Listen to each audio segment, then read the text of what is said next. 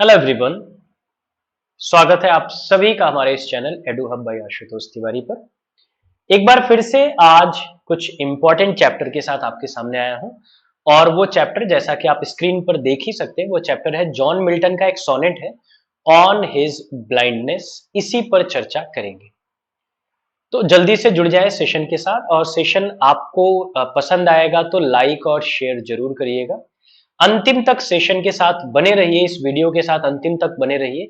Valuable जानकारी आप तक प्रोवाइड कराई जाएगी ऑन ऑन हिज ब्लाइंडनेस के बारे में।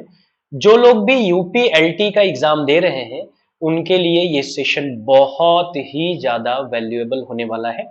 सो प्लीज डोंट मिस, अंत तक वीडियो के साथ बने रहिए, बहुत अच्छी जानकारी आपको मिलेगी।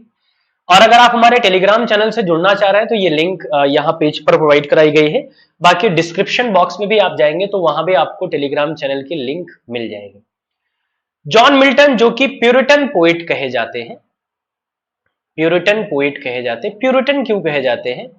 क्योंकि चार्ल्स फर्स्ट के शासन काल पर आने के बाद ना, चार्ल्स फर्स्ट जब 1625 में थ्रोन पर आए, तो खैर उसके पहले भी चल रहा था, जेम्स फर्स्ट के शासन काल से ही चल रहा था। जेम्स फर्स्ट 1603 पर थ्रोन पर आए थे और 1625 तक वो थे।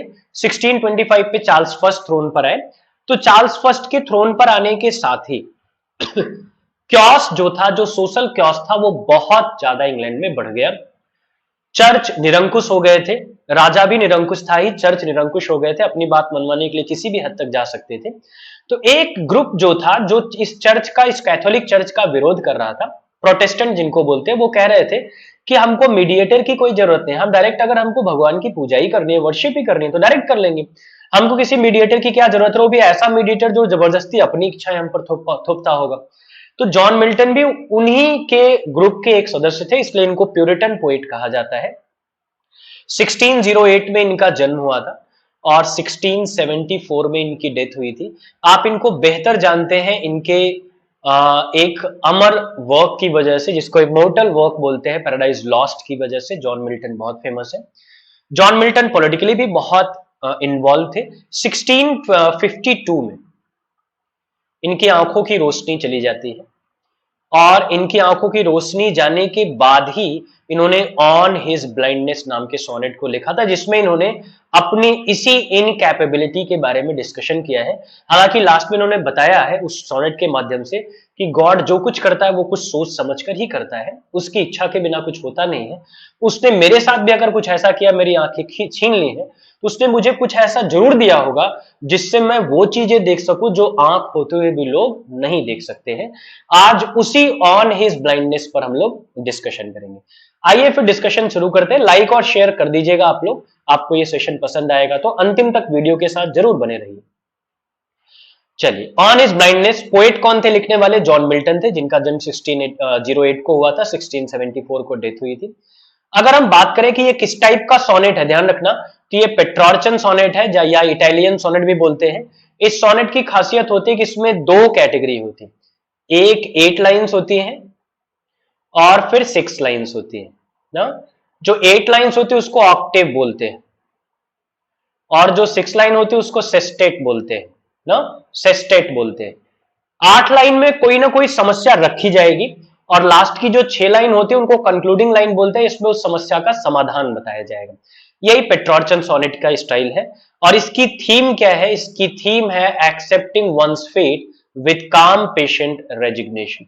बिल्कुल पेशेंस के साथ जो कुछ भी हमारे भाग्य में हमको मिला है उसको हम तहे दिल से स्वीकार करते हैं, यही सोनेट का थीम है। तो ये 3 इंपॉर्टेंट चीज हो गई जो एग्जाम में पूछी जा सकती है। अब आइए इस सोनेट पर बढ़े आगे। On his blindness, when I consider how my light is spent. यहां देखो A B A B A B, ये जो लिखा हुआ है ये राइम स्कीम है। राइम स्कीम क्या होती है पेट्रोर्चन या इटालियन सोनेट की? A B B A B B A, ये 8 लाइन की यही राइम स्कीम होती है। क्या होती है? ए बी बी ए, फिर ए बी बी ए, ये शुरू की 8 लाइन की ये राइम स्कीम है। बाद की जो 6 लाइन होती है उनकी राइम स्कीम क्या है? C D E C D E. क्या होता है? C D E C D ई।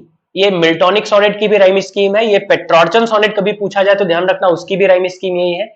इटालियन सोनेट की भी राइम स्कीम यही है। A B B A A B B A, C D E C D E.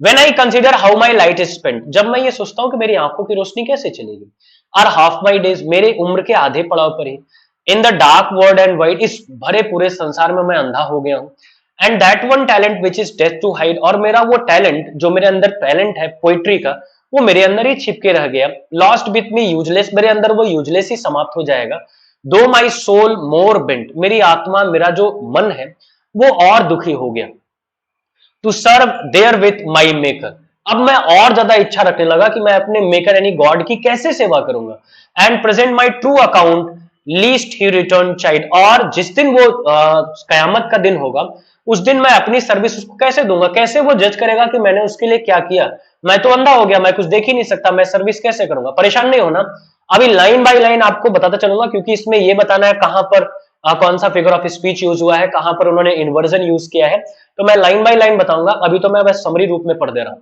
ठीक है। Doth God exact day labour right denied, light denied, क्या मेरे अंधे होने के बावजूद भगवान दिन भर मुझसे काम करवाएगा। I fondly ask but patience to prevent, मैं इसको पूछ तो रहा हूं लेकिन मुझे पेशेंस दिखाना पड़ेगा, धैर्य दिखाना पड़ेगा। That murmur soon replies God doth not need either man's work or his own gift, फिर मेरे मन से आवाज आती है कि भगवान क्या लालची है, क्या भगवान तुम्हारे काम के भूखे, क्या भगवान तुम्हारे गिफ्ट के भूखे, क्या भगवान तुम्हारे चढ़ावे के भूखे, नहीं। Who best bear his mild yoke they serve him best, जो उसकी सच्चे मन से सेवा करता है भगवान उसी को अप्रिशिएट करते हैं, वो किसी चढ़ावे के भूखे नहीं। हिज स्टेट इज किंगली, उनका तो खुद ही साम्राज्य बहुत बड़ा है। Thousand at his biding speed, हजारों लाखों किलोमीटर प्रति घंटे की रफ्तार से तो वो दौड़ रहे हैं, मतलब बहुत ज्यादा स्पीड उनकी। And post over land and ocean without risk, बिना रुके वो फट से धरती पर आते, फट से वो आसमान क्रॉस कर जाते, फट से समुद्र में चलने लगते हैं। They also serve who only stand and wait, और जो लोग इंतजार करते हैं भगवान की कृपा पाने की, वही असल में भगवान की सेवा करते हैं। ये सोनेट की राइम स्कीम जरूर ध्यान रखिएगा, ये कई बार पूछ लेता है कि सोनेट की राइम स्कीम क्या है, A B B A C D E C D E, ठीक है। चलिए अगर हम समराइज तरीके से सोनेट को देखें, in this sonnet the speaker meditate on the fact that he has become blind, वो थोड़ा सा चिंतित है कि वो ब्लाइंड हो गया है। मिल्टन स्वयं चूंकि ब्लाइंड है तो कहीं ना कहीं ये ऑटोबायोग्राफिकल उनकी स्वयं की भी कहानी है।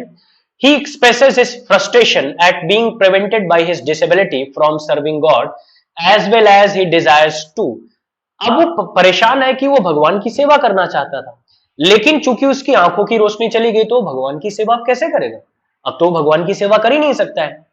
He is answered by patience, लेकिन विद पेशेंस उसको स्वयं आंसर मिलता है। Who tells him that God has who hurry to do his bidding and does not really need man's work, भगवान के पास खुद ही इतनी बड़ी सेना, खुद ही इतने लोग हैं जो उनके एक इशारों पर कुछ भी करने के लिए तैयार है, उनको आदमी की सेवा की जरूरत ही नहीं। Rather, what is valued is the ability to bear God's mild yoke, to tolerate whatever God asks faithfully and without complaint. बल्कि भगवान की सच्ची सेवा तो यह है कि भगवान ने जो कुछ भी आपको दे दिया, यानी जो कुछ भी आपकी किस्मत ने आपको दे दिया, उसको खुशी खुशी की ये भगवान की ही इच्छा है, आपने उसको स्वीकार कर लिया। As the famous last line sums it up, और लास्ट लाइन में बोलते हैं, they also serve who only stand and wait. एक भगवान जो कुछ देते हैं उसको खुशी खुशी स्वीकार कर लेना चाहिए। एक छोटी सी कहानी इससे रिलेटेड अपनी हमारी माइथोलॉजी में, जंगल में विचरण करते समय जब सीता का अपहरण हो गया था तो भगवान राम और लक्ष्मण जी घूमते हुए एक नदी के एक तालाब के किनारे आए, उन्होंने सोचा कि स्नान कर लिया जाए। तो जब भगवान राम ने अपना धनुष और बाण वहीं पर रखा तो वो बाण गलती से उसी मिट्टी में दबे हुए एक मेढक को जाके लग गया। मेढक बहुत ज्यादा पूजा पाठ करने वाला था, बहुत भगवान का जाप करता था, राम राम हमेशा करता था। अब भगवान नहाकर आए, आकर देखे तो जैसे बाण उठाया तो उनको बाण पर खून लगा दिखा। तो उन्होंने सोचा कि लक्ष्मण से कहा कि कोई तो अपराध हो गया है, किसी की अनजाने में चोट किसी को पहुंच गई है। तो उन्होंने मिट्टी हटाई, देखी तो वो कराहता हुआ मेढक वहीं पर बैठा हुआ था, बहुत दर्द से परेशान था। तो भगवान ने पूछा कि तुम मेरी इतनी पूजा पाठ करते हो, तुम हर दुख में मुझे चिल्लाते हो, मुझे पुकारते हो, फिर जब तुम्हारे ऊपर इतना बड़ा दुख आया तुमने मुझे बुलाया क्यों नहीं। तो उसने कहा यही वाली कि भगवान की इच्छा क्या है, उसके अगेंस्ट में कैसे जा सकता हूं। उसने कहा कि भगवान जब मुझे कहीं और कष्ट होता है तो मैं आपको बुलाता हूं कि आप मुझे उससे बचाएंगे, लेकिन जब मैंने देखा कि स्वयं प्रभु श्री राम का ही बाण मुझे लग रहा है तो मैं किसको बुलाता? मैंने हर की इच्छा मान के इसको बर्दाश्त करना शुरू कर दिया। वही सेम चीज ये यहां कह रहे हैं कि भगवान जो कुछ भी हमको दे रहा है हमारी किस्मत के थ्रू, चाहे वो अच्छा हो चाहे वो बुरा हो, उसको हर की इच्छा मान के, भगवान की इच्छा मान के हमको उसको स्वीकार करना चाहिए। यही भगवान की सच्ची पूजा भी है। अब ये पोएम लिखी क्यों गई, ये सोनेट लिखा क्यों गया? On his blindness is an autobiographical sonnet in which John Milton meditates on his own loss of sight. मैंने पहले बताया कि ये एक ऑटोबायोग्राफिकल सोनेट है जिसमें जॉन मिल्टन जो है अपनी स्वयं की साइट, अपनी स्वयं की आंखों के जाने पर विलाप कर रहे हैं। It is said to be written in 1964। ऐसा कहा जाता है कि 1964 में लिखा गया था। The time in which the poet suffered complete blindness, और मैंने आपको बताया था 52 में ही कंप्लीट ब्लाइंड हो गए थे, 52 53 में। तो ये जो समय था इसमें वो कंप्लीटली ब्लाइंड थे और उसी ब्लाइंडनेस पर वो पश्चाताप कर रहे थे, विलाप कर रहे थे। The poem is considered to be sonnet, poem sonnet भी है। This sonnet is written in the Petrarchan rhyme scheme, Petrarchan rhyme scheme पर भी लिखा गया है। इटालियन पोएट फ्रांसिस्को पेट्रार्चा ने इसकी खोज की थी 14th सेंचुरी में ना। और इसकी राइम स्कीम क्या है? ABBA CDE CDE। In structure the sonnet is a typical Petrarchan sonnet. अपने स्ट्रक्चर में टिपिकल पेट्रार्चन सोनेट है, यानी जो पेट्रार्चन सोनेट की जो कैटेगरी हो सकती है, जो रूल रेगुलेशन हो सकते हैं, उसको मिल्टन कंप्लीटली फॉलो करते हैं इसमें। Nevertheless its subject matter departs from that of poem about love. Milton deals with very practical and physical problem but still contain many spiritual implications. No doubt कि इसमें जो है वो बहुत ज्यादा फिजिकल प्रॉब्लम पर बात कर रहे हैं, लेकिन वो फिजिकल प्रॉब्लम के साथ साथ कहीं ना कहीं स्पिरिचुअल इंप्लीकेशंस भी इस पोएम में दिखाते हैं। मैंने अभी आपको स्पिरिचुअलिटी से कहानी को जोड़कर दिखाया था, तो ठीक उसी के बारे में बात कर रहे हैं। अब हम जानेंगे लाइन बाय लाइन डिस्कशन, क्योंकि कई बार क्या होता है कि कुछ लाइन का मीनिंग पूछ लेता है कि इस लाइन का सही मतलब क्या होगा। जैसे पहली लाइन है, when I consider how my light is spent. तो कंसीडर मतलब कंटेम्पलेट, रिफ्लेक्ट या थिंक अबाउट, सोचना। लाइट का मतलब लैंप, लाइट का मतलब टैलेंट भी, लाइट का मतलब आई शाइट भी, लाइट का मतलब लाइफ भी। यहां पे लाइट का प्रयोग कैसे हुआ है? मेटाफर की तरह हुआ है, ध्यान रखना पहली लाइन में। और स्पेंट का मतलब यूज्ड अप, बेकार हो जाना। तो जब मैं सोचता हूं कि मेरी आंखों की रोशनी चली गई, बेकार हो गई, मेरा टैलेंट बेकार हो गया, मेरा जीवन बेकार हो गया। और हाफ माई डेज, और मतलब बिफोर, और मतलब बिफोर, पहले ही। कैसे half my days? Half was expected, मतलब जो मैं लाइफ स्पैन अपना एक्सपेक्ट करता हूं कि मैं 100 साल जीऊंगा, 50 साल में ही आंखों की रोशनी चली गई ना। Half my days in this dark world and wide. अब ध्यान से देखेंगे, वर्ल्ड नाउन है, डार्क और वाइड एडजेक्टिव है, लेकिन उन्होंने क्या किया? नाउन पहले लिख दिया, एडजेक्टिव बाद में लिख दिया। इसको बोलते हैं मिल्टॉनिक इन्वर्जन। मिल्टॉनिक इन्वर्जन क्या है? मिल्टन कई बार लिखते समय करते क्या थे? पैराडाइज लॉस्ट में इन्होंने खूब यूज किया। मिल्टॉनिक इन्वर्जन में करते क्या थे? ये हमेशा ग्रामर से खेलते थे, यानी जैसे पहले एडजेक्टिव आना चाहिए फिर नाउन आना चाहिए, ये उल्टा कर देते थे। पहले नाउन रख देते थे, एडजेक्टिव बाद में, एम्फेसाइज करने के लिए, फोर्सफुली किसी चीज को प्रेजेंट करने के लिए, जोर देकर किसी चीज को प्रेजेंट करने के लिए। तो यहां पे इन्होंने क्या किया है? वर्ल्ड एंड वाइड, देखिए नाउन पहले एडजेक्टिव बाद में, इन्वर्जन कर दिया है दूसरी लाइन में। राइम सेट करने के लिए, एक तो राइम सेट करने के लिए, दूसरा एम्फेसाइज करने के लिए अपने डिस्पेयर और लोनलीनेस को, अपने दुख और अकेलेपन को और ज्यादा अच्छे तरीके से और ज्यादा मर्मज्ञ तरीके से हमारे सामने, पैथेटिक तरीके से हमारे सामने प्रेजेंट करने के लिए। और एलिट्रेशन भी हुआ है, देखिए WW एलिट्रेशन भी हुआ है, ये भी ध्यान रखेंगे। दूसरी लाइन में क्या क्या है, आपने क्या देखा? एलिट्रेशन है, मिल्टॉनिक इन्वर्जन है ना। और पहली लाइन में क्या था? पहली लाइन में आपने देखा कि हमने मेटाफर का यूज किया है। अब आइए लाइन थर्ड में, and that one talent which is death to hide. अब देखिए, and that one talent, talent का मतलब यहां क्या समझते? Coin, poetic genius, God given faculty, यानी जो कुछ पोएटिक जीनियस मेरे पास है, जो कुछ फिजिकल मेरे पास है, क्वाइन, जो कुछ भगवान ने मुझे दिया है, वो सब मुझे लगता है कि कहीं ना कहीं गायब हो जाएगा। इज डेथ टू हाइड, यानी it is a sin to hide one's talent, punishable by death. Sin जो होता है वो किसी के टैलेंट को क्या कर लेता है? ढक लेता है। अगर वो ज्यादा गलत काम करे, उसका टैलेंट ही कहीं ना कहीं गायब हो जाता है। अब इसमें एल्यूजन यूज किया उन्होंने, वंस वन टैलेंट में एल्यूजन। एल्यूजन मतलब to poet reverse the parable. जब आदमी अंधा होगा तो कोई काम नहीं कर सकता है, वो तो चुपचाप, मतलब अब तो भगवान भरोसे है, लेकिन यहां उन्होंने कहानी उल्टा कर दिया, उन्होंने अपने टैलेंट को यूज करने की इच्छा जता दी। इसी को एल्यूजन बोलते हैं, यानी हमको समझ में कुछ और आ रहा है, एक्चुअली कहा कुछ और रहा है। हमको ये समझ में आया कि ये अंधा हो गया, अब ये कुछ कर ही नहीं सकता। वो कह रहा है अरे अभी तो, अब तो मैं शुरू करूंगा, अब तो मेरा तीसरा नेत्र खुल गया, अब तो मैं और अच्छे से करूंगा ना। तो एल्यूजन क्रिएट किया इसमें मिल्टन ने। लाइन 4-5 में आप जाएंगे, लॉस्ट विद मी यूजलेस दो माई सोल मोर बेंट। अब लॉस्ट विद मी यूजलेस का मतलब reflect a tone of bitterness. यहां थोड़ा सा कड़वाहट आती है कि क्या मेरा जो टैलेंट है वो ऐसे ही खराब हो जाएगा? मतलब मैं इतना सब कुछ पढ़ के रखा हूं, इतना मुझे पता है, मैं इतना लिखना चाहता हूं, इतना बोलना चाहता हूं, क्या सब वेस्ट हो जाएगा ना? क्या मेरा टैलेंट वर्थलेस है? Though my soul more bent, soul मतलब मेरी जो इनर इच्छा है, मेरी इनर थॉट, मेरा इनर सेल्फ जो है, मोर बेंट यानी ज्यादा डिटरमाइंड है कि मैं अपने to serve therewith my maker and present, मैं अपने मेकर, अपने गॉड की कितनी सेवा करूं, मेरी सोल एकदम डिटरमाइंड है। और आप कहना है कि मैं अंधा हो गया, मैं कोई काम ना करूं ना, मैं अपना टैलेंट यूज करना चाहता हूं। साइन ऑफ रिवरेंस, यहां पर वो अपना रिवरेंस दिखा रहे हैं, रिवरेंस मतलब अपनी श्रद्धा दिखा रहे हैं गॉड के प्रति, भगवान के प्रति। लाइन 4 और 5 में। लाइन 6 में हम देखते हैं, my true account lest he returning child. My true, true मतलब ऑनेस्ट, अकाउंट रिपोर्ट और give an account of what you did with your talent. यानी मेरा जो ट्रू अकाउंट होगा, मेरी जो ऑनेस्ट, जो मेरा इवेल्युएशन होगा, लेस्ट कब? In case he returning chide, judgment के, रिटर्निंग जजमेंट के दिन जब भगवान मुझे डांट रहे होंगे, पनिश कर रहे होंगे, तो मैं अपना कौन सा अकाउंट उनके सामने प्रेजेंट करूंगा? मैं कौन सा बही खाता लेके जाऊंगा कि भगवान मैंने ये अच्छा काम किया? मैं ये कह दूंगा कि मैं अंधा हो गया था इसलिए मैं चुपचाप बैठ गया, मैंने कोई कर्म नहीं किया? ना ना, ऐसा कुछ नहीं होगा। मैं तो कुछ ऐसा जरूर करूंगा कि जजमेंट के दिन, ताकि मैं उनके सामने प्रेजेंट तो कर सकूं कि मैंने ये किया, अंधे होने के बावजूद भी मैंने ये किया है। लाइन 7 में आप देखते हैं लिखा, डथ गॉड एग्जैक्ट दे लेबर लाइट डिनाइड। अब फिर भगवान सोच रहे हैं कि क्या भगवान, डथ का मतलब डज और कई लैंग्वेज यूज हुई है, गॉड एग्जैक्ट, एग्जैक्ट का मतलब एक्सपेक्ट या गेट बाय फोर्स या ले काम, डे लेबर को पूरे दिन का काम ना। लाइट डिनाइड का मतलब जब आप देख नहीं सकते।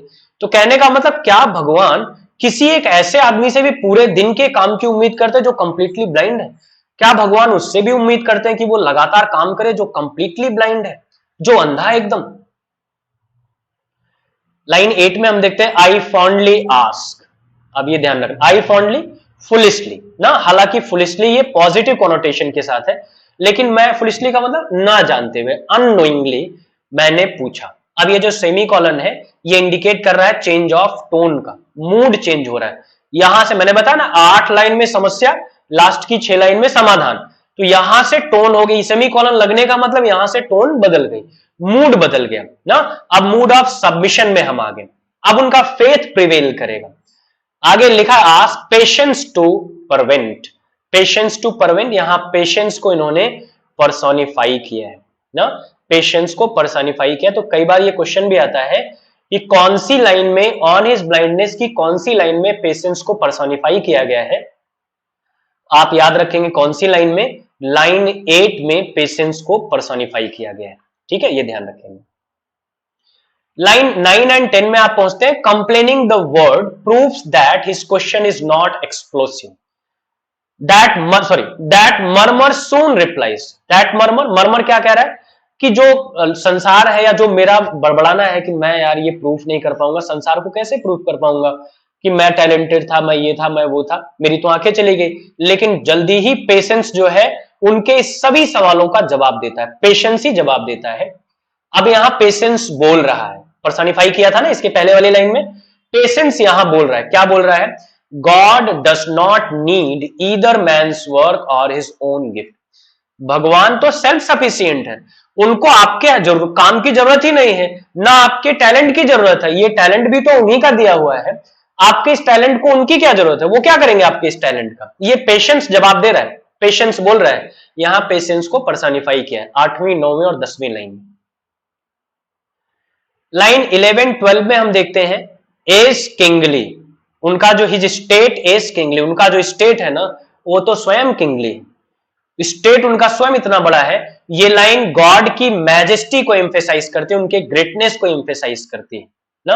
अब यहां कॉलन लगा है, कॉलन का मतलब क्या हो गया, introduce an explanation why is God so majestic, क्योंकि यहां पे जैसे ही कॉलन लगा इसका मतलब अब वो ये एक्सप्लेन करना चाह रहे हैं कि गॉड मैजेस्टिक क्यों है, गॉड इतना ग्रेट क्यों है, गॉड इतना ग्रैंड क्यों है ना, उसके स्टेट को मैं किंगली क्यों बोल रहा हूं, अब उसको एक्सप्लेन करेंगे कॉलन लगाने का मतलब।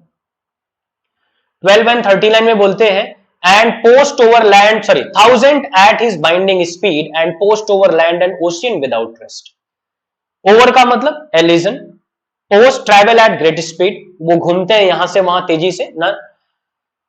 फिर आगे लिखा 1000, 1000 का मतलब बहुत सारे लोग, जितना आप सोच सकते हो उससे पता नहीं कितने लोग उनके ऑर्डर का वेट कर रहे हैं कि वो बोले और मैं तुरंत उसको पूरा करूं, और वो अपनी इनॉमरस स्पीड से यानी इतनी तेज स्पीड से कभी भी वो धरती पर, लैंड पर, ओशियन पर, आकाश में कहीं भी वो बिना रुके घूम सकते हैं, और आप उस गॉड को बोल रहे हैं कि उस गॉड को आपकी सेवा की जरूरत है।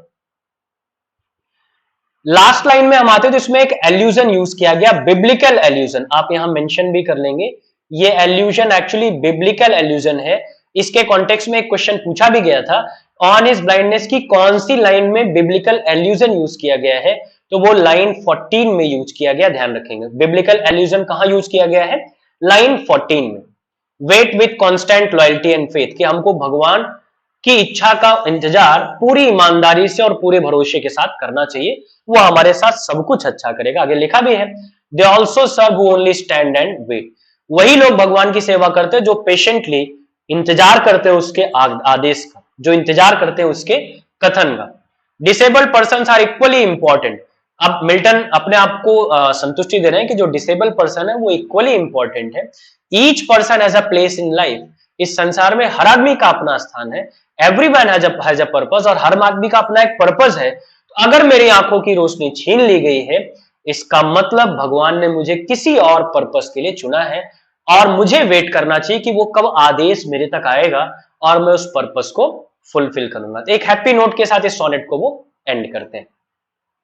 होप आपको ये लाइन बाय लाइन एक्सप्लेनेशन समझ में आ गया होगा, और मैंने उन पॉइंट्स को भी आपको इंडिकेट कर दिया जहां से क्वेश्चन इस सोनेट से बन सकते हैं। अब कुछ क्वेश्चंस भी मैं आपके लिए लेके आया हूं, उसको उन क्वेश्चंस का एक्सप्लेनेशन भी आप देख लें, कुछ क्वेश्चंस भी आपके लिए लाया हूं।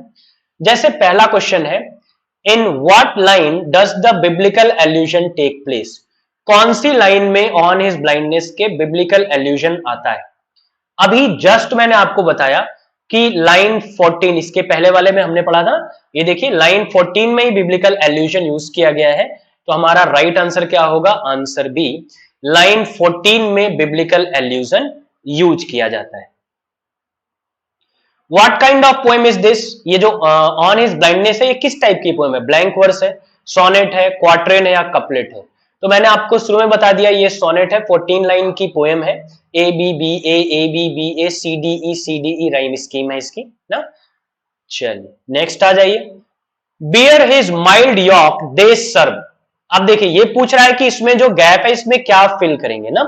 आइए लाइन देखेंगे हम लोग ताकि आपको याद हो जाए, हालांकि आंसर में हिज फिल करेंगे, लेकिन हिज फिल करने से पहले मैं चाहता हूं कि आप वो देख भी लें ताकि आपको दोबारा वो भूले ना। चलिए, when I consider how my life is spend, ere half my days a dark world wide, and what which death to hide lost me though my soul more bend, my true account lest returning child, doth God exact day labor like denied? I fondly ask, that murmurs soon replies, thus God does not need either man's work or his own gift. His state is kingly, and 1000 at his binding speed and post over land ocean without rest, and also serve who wait and what and with. जहां भी इन्होंने use किया है इन्होंने ही का प्रयोग करके ही use किया है, तो यहां क्या लिखेंगे हम, हिज का प्रयोग करेंगे। Beer his mild yoke they serve his best. Next आ जाइए, माई लाइट स्पेंड मीन्स, मेरी आंखों की रोशनी चली गई, साफ साफ इन्होंने बोला है, ऑप्शन सी सही होगा, लॉस ऑफ आई साइट, आंखों की रोशनी का चला जाना, लॉस ऑफ आई साइट। चलिए, ये तो थे कुछ इंपॉर्टेंट क्वेश्चन जो यहां से बन सकते थे।